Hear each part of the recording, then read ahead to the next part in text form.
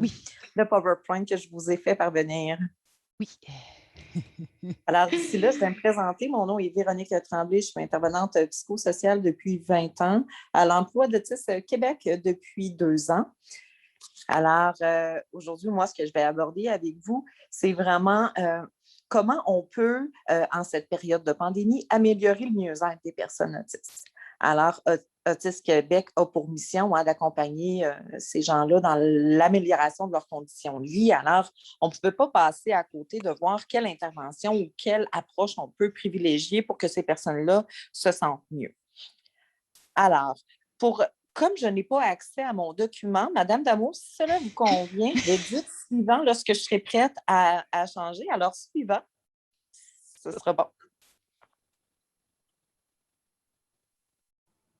D'accord, je veux juste m'assurer que je suis bien synchro avec toi. Moi, mes écrans bougent continuellement. Un instant. Est-ce que tu vois l'écran, toi? Non. OK. Juste un petit moment, je l'avais et je l'ai perdu. Oui, effectivement, je l'ai vu apparaître là, quelques secondes à l'écran.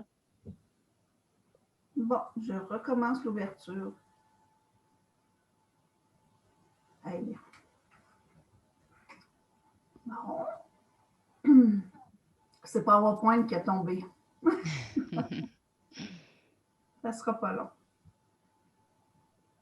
Bon, je le réouvre. On va l'avoir.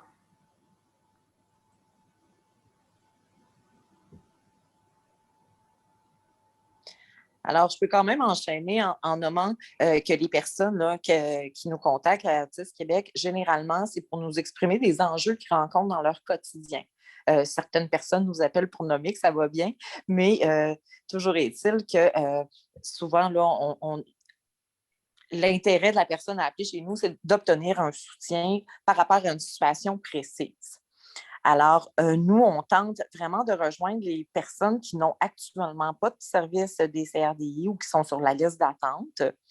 Alors, ça pallie un petit peu à l'isolement que les personnes peuvent vivre ou le sentiment des familles là, d'être un peu seules à devoir s'adapter. Je ne sais pas, Madame Damour, si vous cherchez encore une solution au partage d'écran? Effectivement, c'est parce que je l'ouvre, puis dès que je le pars, il se ferme.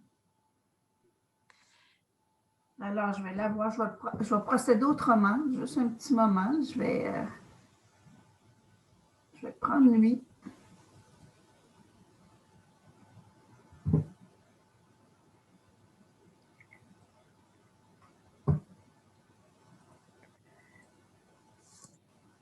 Est-ce que tu le vois? Je vois très bien. Good. Ben, vois-tu, dès que je veux changer d'acétate, je le perds.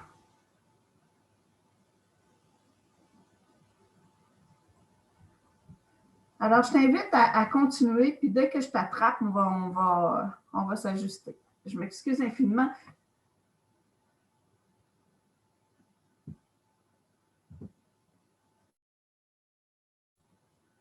J'ai perdu ton micro, Véronique. Oh. Oui.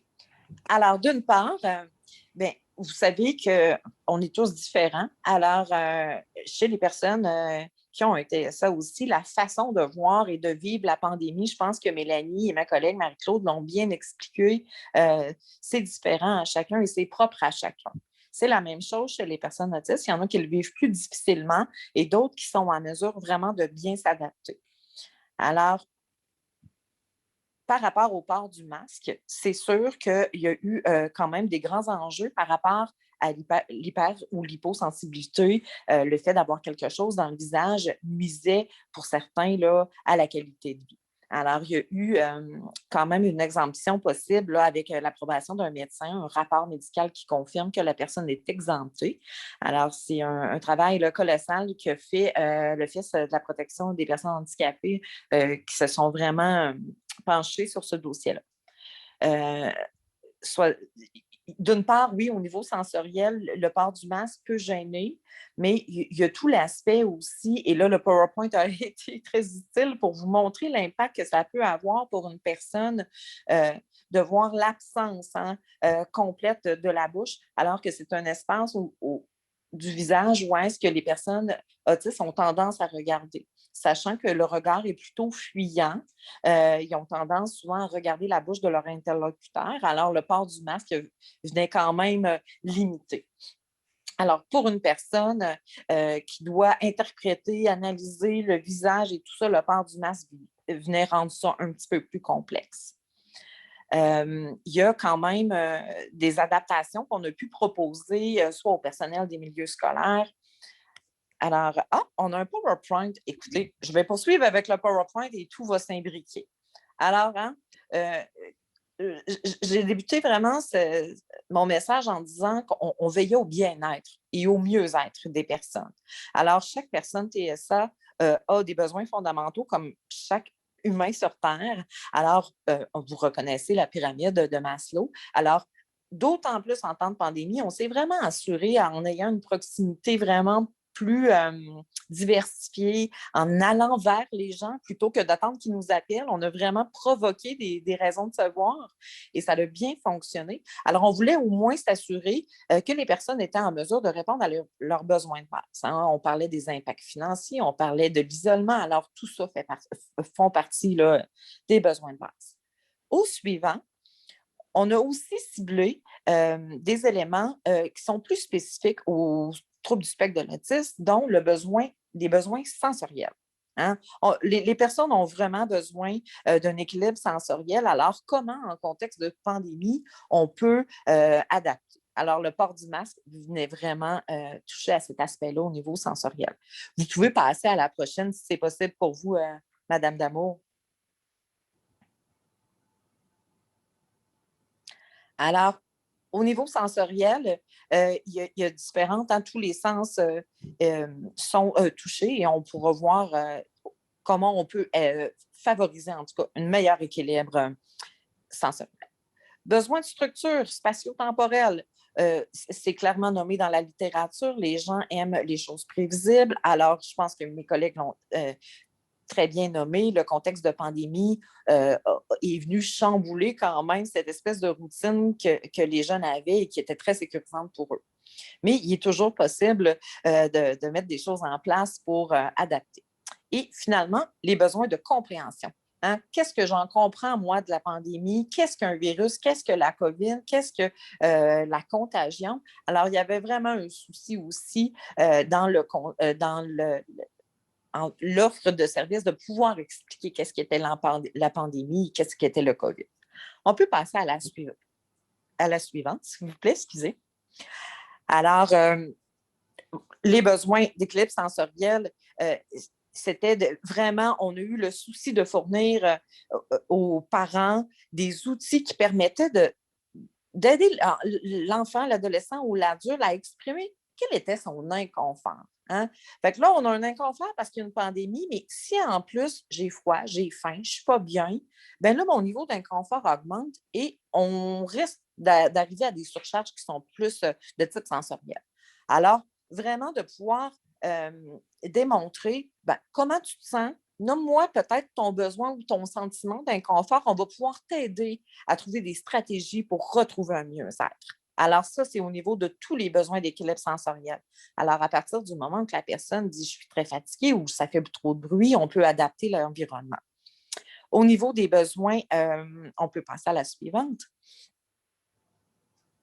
Les besoins de structure spatio-temporelle, les environnements prévisibles, alors tous les outils qu'on pouvait fournir aux parents justement pour les aider à structurer au niveau du temps et de l'espace, et c'était de fournir des outils, des calendriers, les pictogrammes, c'est quand on va faire l'activité, combien de temps ça va durer, c'est sur quoi la démarche pour la réaliser. Alors, c'était important de répondre à ce besoin-là de structure spatio-temporelle. On peut passer à la suivante. Alors, la dernière était le besoin de compréhension. Alors, comment, pourquoi la pandémie? Quelles sont mes alternatives? Quels sont les choix que je peux faire pour être bien dans un contexte de pandémie? Comment je me sens? Comprendre ses propres émotions, c'est un défi, alors de les étudier à travers ça. Le fait de parfois pas avoir de réponse à nos questions. C'est un nouveau... en fait, personne n'avait vécu une pandémie mondiale, hein, alors on a tous eu à s'adapter. Alors ça, d'aider les parents à accueillir leurs enfants dans leurs besoins de compréhension, ça a été vraiment bénéfique. Donc, on peut passer à la suivante. Évidemment, toutes ces mesures-là sont adaptées en fonction du niveau de soutien. Hein, si c'est une personne adulte, ça se peut que les petits pictos, on passe à côté, mais on pourra choisir d'autres outils adaptés à l'âge développemental de la personne. Donc, je pense qu'on peut passer à la suivante, le port du masque. Alors, c'est la suivante. Parfait, merci.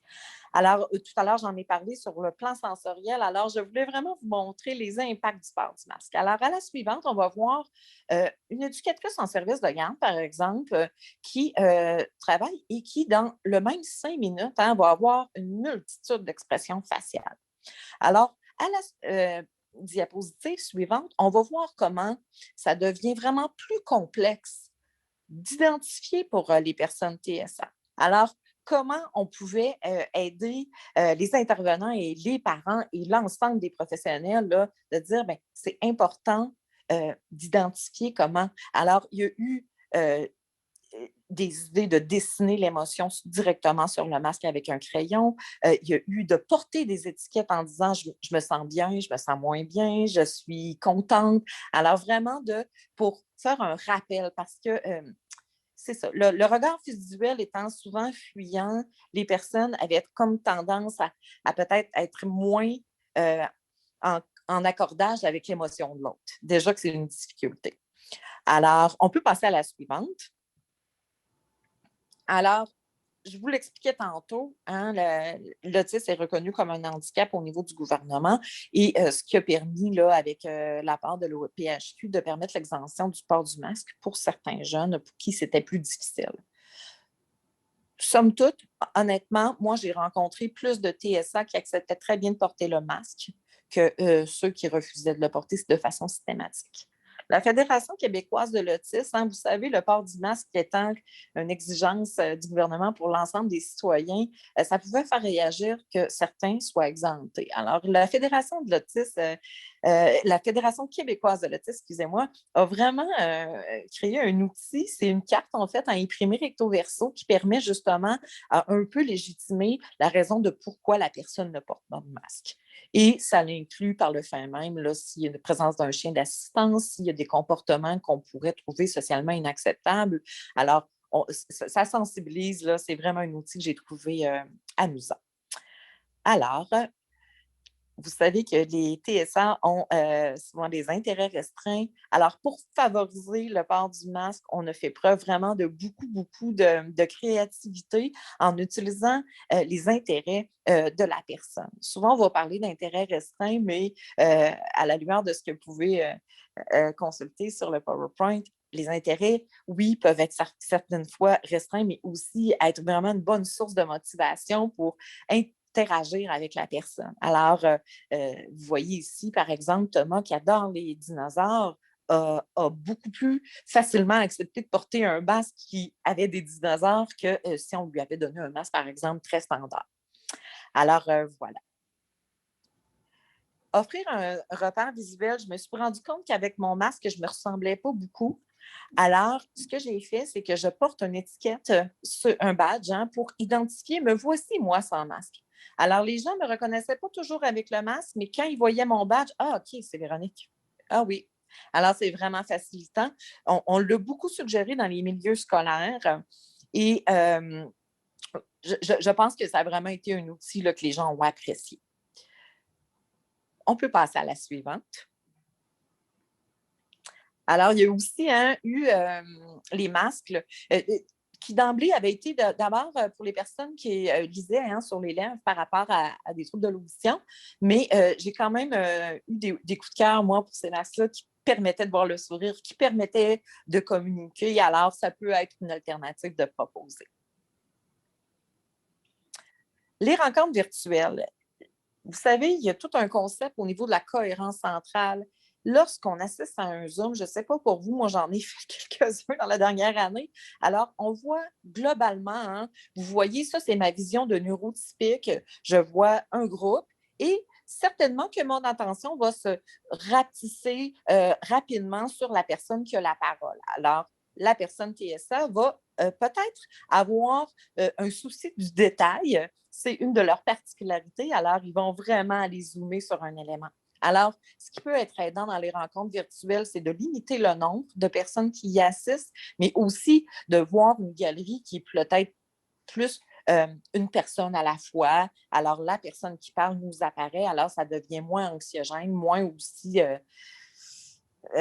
vous savez, l'ensemble de détails là, qui devient, on perd un peu le fil. Alors, ça peut être aidant là, de le suggérer aux personnes TSA. On peut passer à la suivante. Alors, comment on structure l'environnement dans un contexte de... On le fait en général pour aider la personne autiste à vivre un équilibre, à vivre un mieux-être, mais d'autant plus en période de pandémie, structurer et organiser l'environnement, c'est le faire de façon visuelle. C'est aussi réduire le nombre de stimuli qu'il y a autour. Hein. Vous savez, on leur demande de faire des cours en ligne qui doivent déjà s'adapter beaucoup. Alors, si en plus, on a un chien qui jappe, une maman qui parle au téléphone, un papa en Zoom, ça peut rendre vraiment l'environnement moins bien adapté.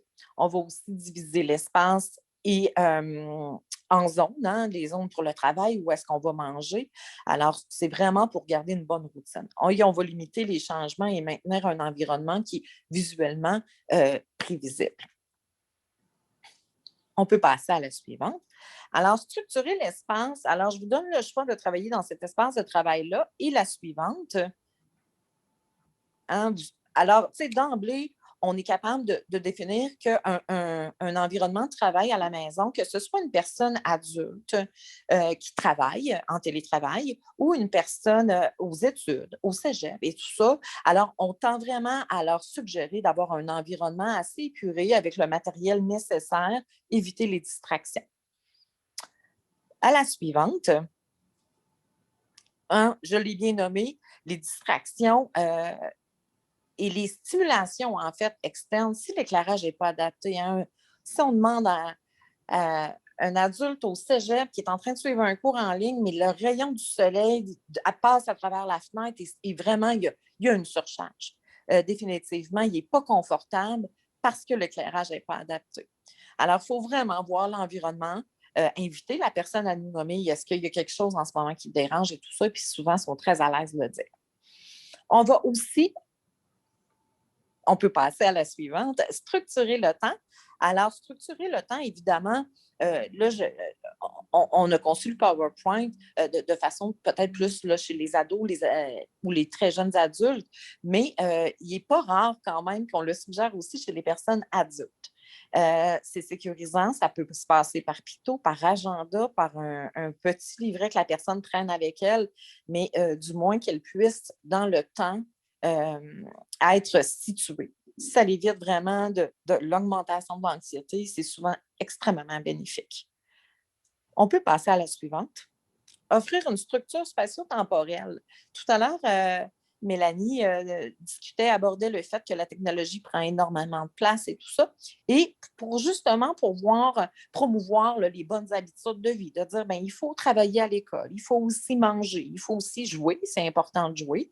Alors, d'offrir cette structure-là, de dire qu'est-ce qui va se passer maintenant, après, et ensuite, ça aide vraiment la personne en tout cas, avoir une vision un peu plus précise des choses qui vont arriver.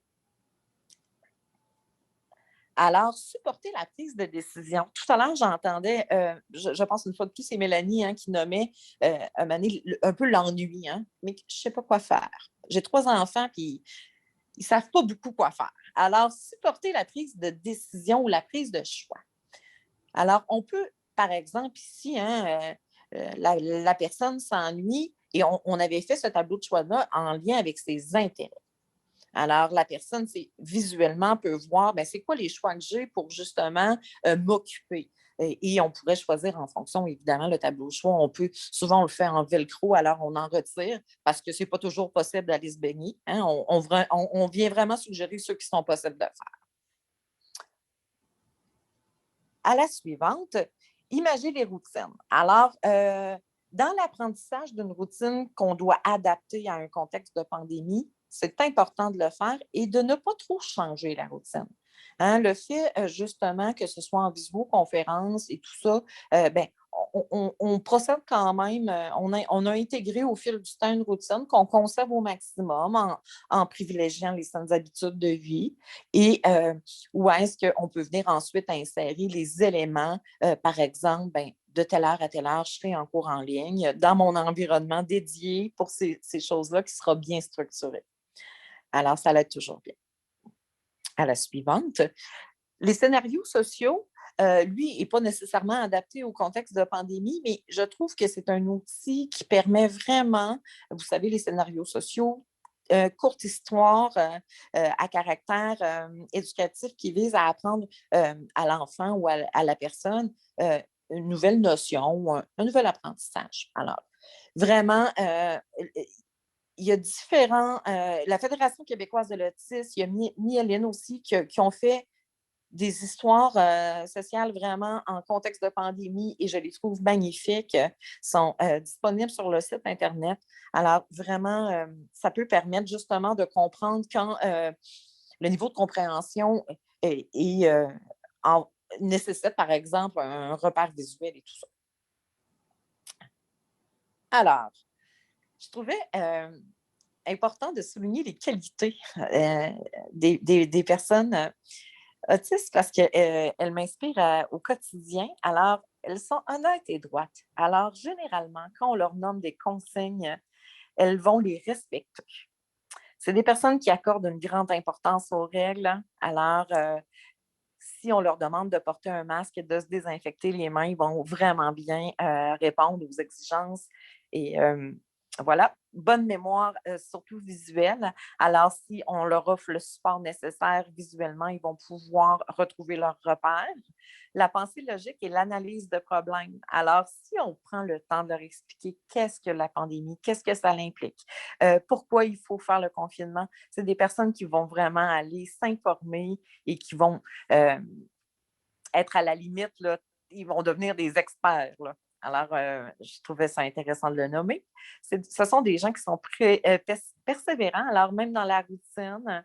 Alors, eux, moi, ce que j'entends, c'est que oui, ça a été difficile de s'adapter, mais à partir du moment où est-ce qu'on s'adapte, bien, on trouve notre air d'aller puis on se sent bien. Ils ont le sens du détail, ils sont perfectionnistes, ils ont une bonne connaissance en tout cas, dans leur intérêt principalement, là, ils peuvent être très impressionnants et ce sont des personnes créatives. Alors, pour toutes ces raisons-là, c'est des personnes que j'admire énormément et à qui je souhaite que cette pandémie-là n'affecte pas trop le mieux-être. Sachez que nous, on demeure disponible si jamais ils souhaitent avoir un accompagnement. On a vraiment fait preuve, Marie-Claude et moi, de créativité dans le cadre du programme Autisme J'écoute qui visait justement d'aller vers les gens, d'aller les rejoindre, ceux qui ne sont pas rejoints par les structures déjà existantes et ceux qui vivent dans l'isolement. On a été choyés de développer des relations significatives avec ces personnes-là, avec leurs familles et leurs proches. Alors voilà, ça fait le tour pour moi.